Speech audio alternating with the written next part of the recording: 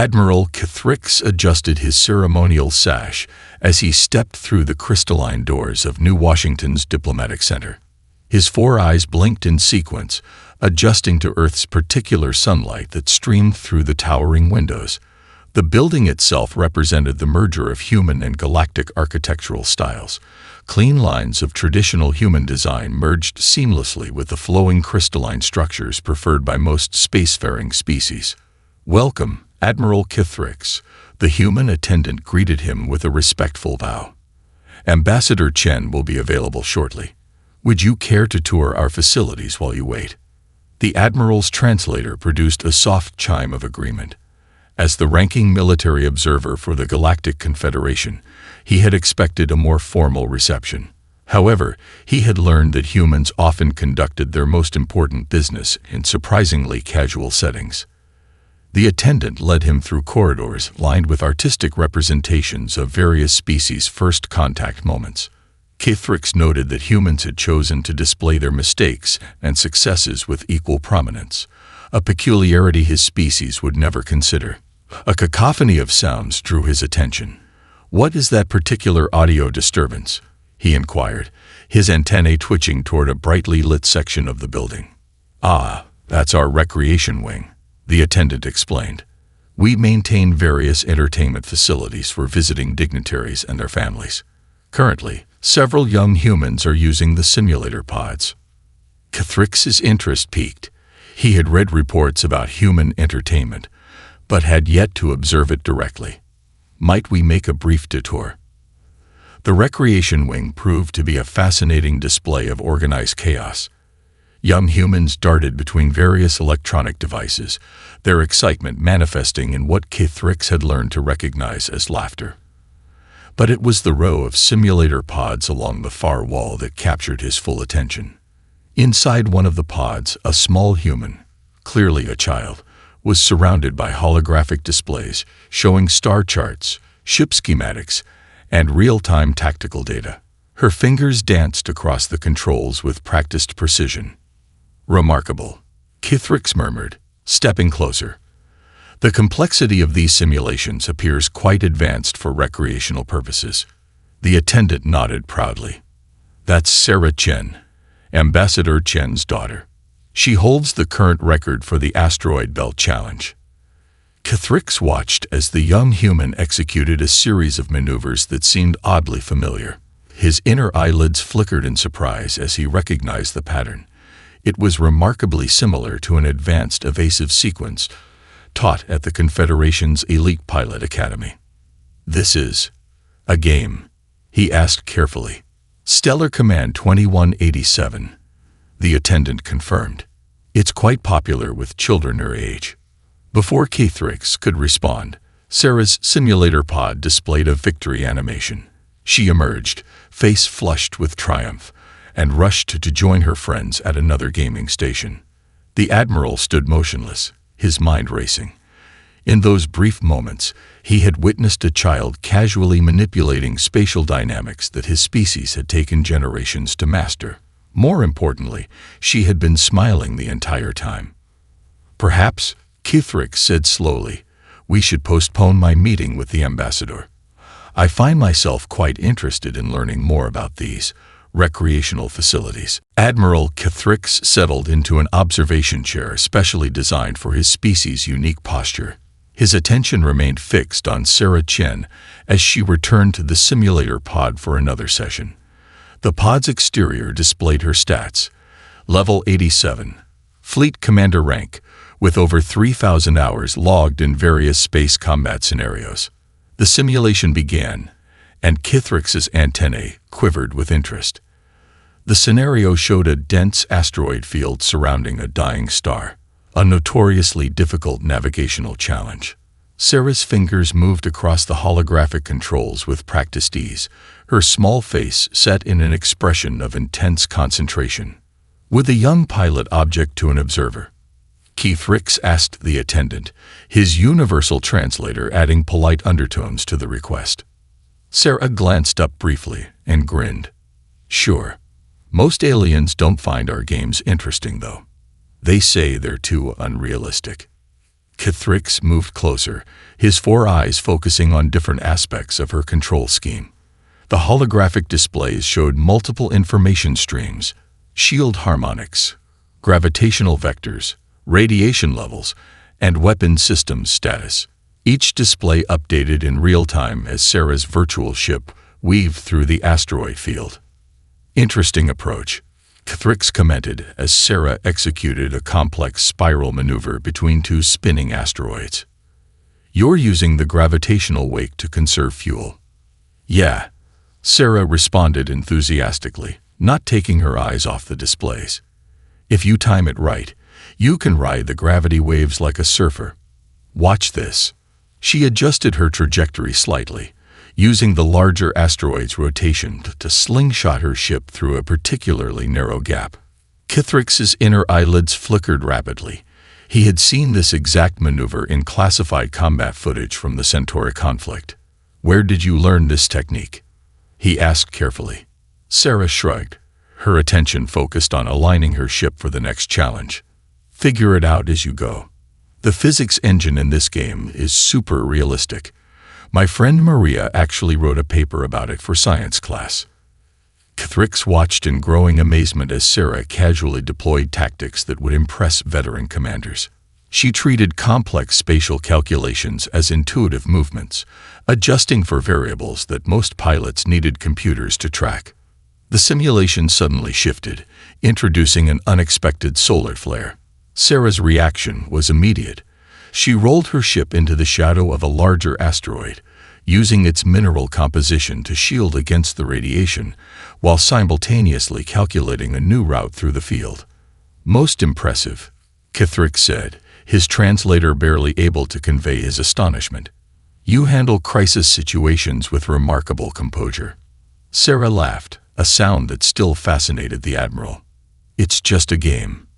If I mess up, I can always try again. That's how you get better, right? Just a game." The words echoed in Kithrix's mind as he watched her complete the scenario with a score that would qualify her for command training in at least 3 Confederation species military academies. He made a decision. His scheduled meetings could wait. This required further investigation. As Sarah started another scenario, Kithrix took out his personal data tablet and began taking detailed notes. Sometimes, he reflected, the most significant discoveries came from the most unexpected sources. The afternoon sun cast long shadows through the recreation wing's windows as Admiral Kithrix continued his observation. His diplomatic schedule lay forgotten as he watched Sarah tackle increasingly complex scenarios in the simulator pod. The attendant had long since departed, replaced by an eager crowd of young humans who gathered to watch their friend play. "The Kobashi Station defense is impossible," one boy complained as Sarah selected the next scenario. "The pirates always overwhelm the shield grid before reinforcements arrive." Sarah's response was a confident smile. "Not if you think outside the box. The game designers gave us all the tools we need. We just have to use them differently." Kithrix leaned forward, his antennae extending with interest. The Kobashi Station scenario was loosely based on an actual conflict that had occurred in Confederation space decades ago. The real station had been lost with all hands. The simulation began. Pirates warped in, surrounding the station with overwhelming numbers. Standard doctrine called for reinforcing shields and waiting for support vessels. Sarah took a different approach. "First, we vent atmosphere from the unused cargo bays," she explained to her friends while her fingers danced across the controls. "The escaping gas creates a dispersed particle field that messes with their targeting systems." Kithrix's inner eyelids flickered rapidly. Such a tactic had never been considered during the actual battle. "Then," Sarah continued, "we rotate the station to use the solar wind from the nearby star. Combined with the vented atmosphere, it creates a kind of smoke screen. But here's the clever part." She redirected power from the station's shield grid to its communication array, but instead of calling for help, she used it to generate a massive electromagnetic pulse. The pulse, amplified by the particles she had released earlier, disabled the pirates' shield systems. The station's defensive turrets can't track targets through the particle field either, one of her friends observed. Sarah grinned. They don't need to. We're not trying to shoot the pirates. Her fingers executed a final command sequence. We're hurting them. The pirates, fighting failing systems and poor visibility, unconsciously grouped together as they tried to maintain formation. That's when Sarah triggered the station's gravity generators at full power. The concentrated gravitational pulse caught the clustered pirates, causing their ships to collide. The simulation displayed a victory screen. The station had been saved without firing a single shot. Kithrix sat in stunned silence. His species prided themselves on tactical innovation, yet here was a human child casually inventing solutions that had eluded their best strategists. How many attempts did this solution require? He asked carefully. This was my 6th try, Sarah replied, already queuing up another scenario. Each failure taught me something new about the station's systems. It's like solving a puzzle. You just need to find the right combination of pieces. Kithrix made another note on his tablet. Humans didn't just learn from their successes. They actively sought out failure as a learning tool. More importantly, they had turned this process into an entertainment form that their young eagerly consumed. As Sarah began her next simulation, the Admiral realized he was witnessing something far more significant than simple gameplay. He was watching the next generation of humanity prepare for the stars, and they didn't even know it. The Solar System Youth Championships transformed New Washington's Central Arena into a spectacular display of human gaming culture. Holographic displays filled the air, showing hundreds of simultaneous matches as young pilots competed in increasingly complex scenarios. Admiral Kithrix sat in the VIP observation deck, surrounded by his hastily assembled team of tactical analysts. Below, Sarah Chen adjusted her simulator pod settings for the semifinal round. Her opponent, a young colonist from Europa, had specialized in low-temperature space combat scenarios. The level of participation is remarkable, commented Lieutenant Virax, one of Kithrix's top analysts. 327 competitors, aged 8 to 14 Earth years. Kithrix nodded, his 4 eyes tracking multiple matches simultaneously. Note how they approach each challenge differently. There's no standardized response pattern. The semifinals began. Sarah's scenario appeared on the main display. A complex rescue mission in a binary star system. Solar flares, radiation bands, and intense gravitational forces created a navigation nightmare that would challenge veteran pilots. Impossible parameters, Lieutenant Virax noted. The radiation levels alone wooled. He fell silent as Sarah's ship darted into the maelstrom.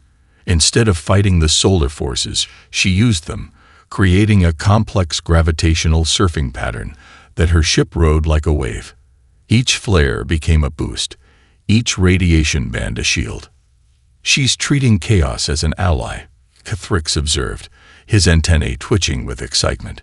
Most species try to impose order on space. Humans adapt to its natural disorder. The crowd cheered as Sarah reached the stranded vessel. But instead of a standard rescue procedure, she linked her ship's systems with the disabled craft and used their combined mass to create a new gravitational pattern. The two ships spiraled out of the danger zone in an intricate dance of physics and intuition. Victory. Sarah Chen, the announcement echoed. New record set for the binary star rescue scenario. Kithrix watched as Sarah emerged from her pod, exchanging excited hugs with her competitors. There was no sign of the intense focus she had displayed moments before. Now she was simply a happy child celebrating with friends. Admiral. Lieutenant Virax spoke hesitantly. I've compared her solution to our military database. It's 30% more efficient than our best recorded rescue operation in similar conditions. And how many attempts did our best pilots require to develop their technique? 8 years of specialized training. Sir. Kithrix gestured at the arena floor, where the final round was being prepared. These children will surpass that record dozens of times today alone. Each failure teaches them something new, and they share their discoveries instantly across their gaming networks. Sarah returned to her pod for the finals, her face bright with excitement. The scenario would be completely new, designed to challenge the limits of human ingenuity. Keithrix found himself leaning forward, wondering what solutions these remarkable young minds would discover. "Send a priority message to command," he instructed Virax. "Mark it. Urgent strategic assessment. Subject: the evolution of human space warfare training." Below, the finals began. Sarah's hands moved across her controls, and Keithrix watched the future of galactic combat unfold through the eyes of a child at play. Admiral Keithrix stood in Earth's central gaming network hub, his antennae twitching as he processed the streams of data flowing through the facility. Holographic displays showed millions of active gaming sessions across the solar system, each one contributing to a vast network of shared experiences and solutions. "Our analysis confirms it," Lieutenant Virax reported, displaying findings on his tablet. "The gaming network processes more combat scenarios in one Earth day than our entire military simulation system handles in a standard year." Thrix moved through the rows of servers, each humming with the combined creativity of countless young minds. On one screen, he watched Sarah Chen's latest session being analyzed by the network's artificial intelligence, her innovative solutions automatically shared with other players. "Look here," he indicated a particular data stream. When Sarah discovered that radiation surfing technique during the championship, it was distributed to the entire network within minutes. By the end of the day, 3,000 other players had refined and improved it. The facility's human administrator, Dr. Emily Santos, approached with additional data. "We'd noticed your interest in our system. Would you like to see something fascinating?" She led them to a specialized monitoring station and pulled up a series of graphs. "This shows the collective problem-solving capability of our players. When a new scenario is introduced, the initial success rate is typically low. But watch what happens." The displays showed how solutions evolved rapidly as players shared their experiences. Failed attempts became learning opportunities, successful strategies were analyzed and improved, and the collective knowledge grew exponentially. "Most remarkable," Keithrix observed, "is how they treat failure as a resource rather than a setback. Children are natural learners," Dr. Santos explained. "They're not afraid to fail because they don't see it as failure. It's just part of the game." Lieutenant Virax's analysis pad chimed with a new calculation. "Sir, according to these figures, the average human gamer has logged more simulated flight hours by age 15 than our pilots achieve in their entire careers." Keithrix moved to a central display showing active games across Earth and its colonies. Sarah's icon appeared, showing her teaching a group of younger players how to navigate a particularly challenging asteroid field. Her techniques had already evolved beyond what she'd shown in the championship. "They're not just playing," Keithrix realized, his inner eyelids flickering with the magnitude of his discovery. "They're creating a collective intelligence. Each player adds their own perspective, their own solutions. The network learns, adapts, and evolves with every session." Dr. Santos nodded proudly. "We designed the system to encourage cooperation and shared learning. Though I must admit, we never expected it to become quite so sophisticated." The Admiral watched as Sarah's group successfully completed their mission, their celebration captured in the data stream as another small victory in humanity's ongoing journey to master space. "Virax," he commanded, "prepare a secure channel to Confederation Command. They need to understand what's happening here. These children," he paused, watching Sarah start another teaching session, "they're not just players. They're the architects of a new era in space warfare. And they don't even know it." The streams of data continued to flow, carrying the dreams and discoveries of countless young minds reaching for the stars through play. The Galactic Council chamber hummed with murmurs as Admiral Keithrix prepared his presentation. The crystalline walls reflected the concerned faces of representatives from 37 spacefaring species. At the center of the chamber, a holographic display showed Sarah Chen's simulator pod. "Honored Council," Keithrix began, his translator carefully modulating his tone. I stand before you with a discovery that will reshape our understanding of human potential." The display shifted to show Sarah's championship performance. Her ship danced through the binary star system, executing maneuvers that caused several council members to lean forward in their seats. "This pilot," Cathrix continued, "has no formal training, no military experience. She is, by human standards, a child. Yet her solution to this rescue scenario exceeds our best tactical protocols by a significant margin." Supreme Counselor Zexterra raised a limb for attention. "Admiral, surely you're not suggesting we take military guidance from human younglings?" Cathrix activated the next display sequence. "Consider this. Earth's gaming networks process more tactical scenarios in one day than all our military academies combine in a standard year. Their children casually solve problems that our best strategists struggle with." The chamber filled with holographic representations of gaming sessions from across Earth. Millions of young humans, each contributing to a vast network of shared knowledge and innovation. "They turned warfare into play," Cathrix explained, his antennae moving with enthusiasm. "Every failure teaches them. Every success is shared. They approach space combat with no preconceptions, no rigid doctrine to limit their thinking." The display focused on Sarah again, showing her teaching session with younger players. "Watch how they learn," Cathrix urged. "No fear of failure. No hesitation to try impossible solutions. They see space as a playground rather than a battlefield." A series of graphs appeared, showing the rapid evolution of tactical solutions within the gaming network. Council members shifted uncomfortably as they realized the implications. "This is not just entertainment," Cathrix concluded. "It is the most sophisticated combat training system we've ever encountered. And they built it by accident." Silence fell across the chamber. Supreme Counselor Zexterra's scales shifted colors as she processed the information. "Your recommendation, Admiral." "We must adapt," Cathrix stated firmly. "The humans have shown us a new path. Their children's games have already surpassed our traditional methods. Imagine what we could achieve by learning from their approach." The council erupted in discussion. Some members argued for restricting human gaming development, viewing it as a potential threat. Others saw the opportunity for unprecedented advancement in space combat doctrine. "I have watched these young humans at play," Cathrix continued over the debate. "They don't seek dominance or power.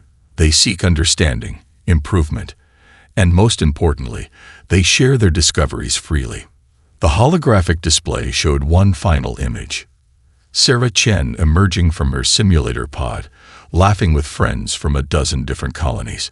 In her simple joy, the Council saw the future of galactic civilization.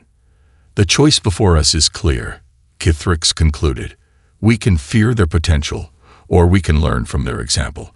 These children have shown us that the best way to master the challenges of space is to approach them with wonder rather than worry." The observation deck of the New Washington Diplomatic Center buzzed with activity as representatives from Earth and the Confederation gathered to witness a historic moment.